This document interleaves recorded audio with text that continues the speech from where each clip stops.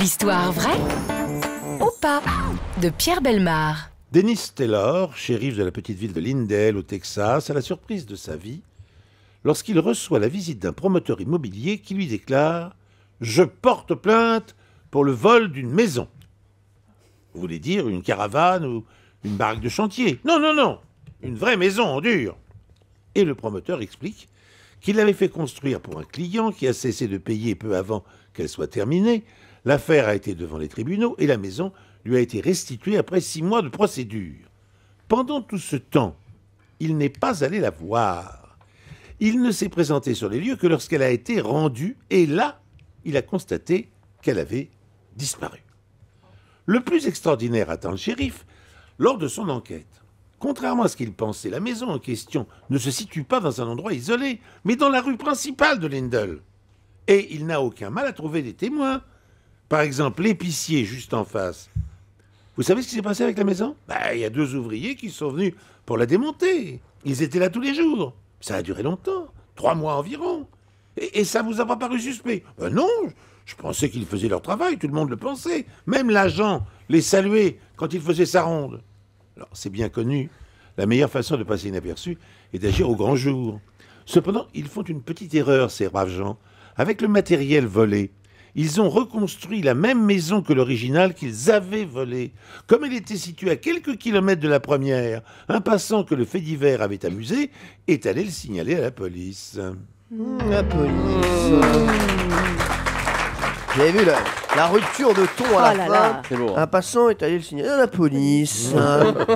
Alors, est-ce que cette histoire est vraie ou pas? Alors, j'ai vu Jean-Joseph, qui est notre invité, prendre une petite note sur ce qu'avait dit Pierre Bellemare. Est-ce qu'il a fait une faute de français pendant son histoire déjà? Pierre a passé le bac blanc. Oui. Bon alors, j'ai une petite comme appréciation pour Pierre Bellemare. Excellent élève, 20 sur 20, il n'a fait aucune erreur. Non, c'est vrai. Simplement, voilà, c'est simplement. très très bien. Parfait. Simplement, Simplement, il y a une petite... j'ai senti qu'il avait quelque un chose. petit peu peur, oui. Mais non, j'ai simplement relevé. Oui. Il a dit donc avant qu'elle soit, ce qui est tout à fait exact, qui est parfait. Mais ça on m'a préfère. fait penser à l'erreur qu'on fait souvent, c'est que on met après que on met le subjonctif au Alors lieu que de c'est l'indicatif. Ouais, Donc on doit dire après qu'elle est arrivée, non pas après qu'elle soit arrivée.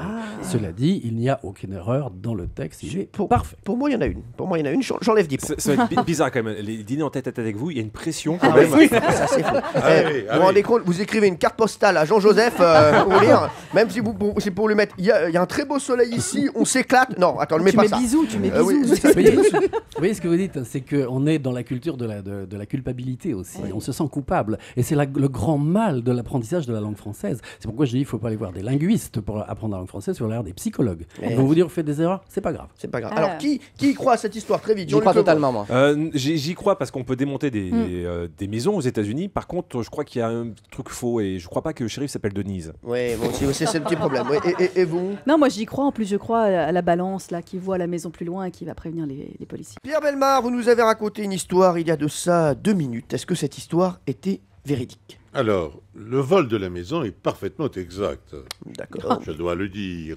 Les cochons dans l'espace.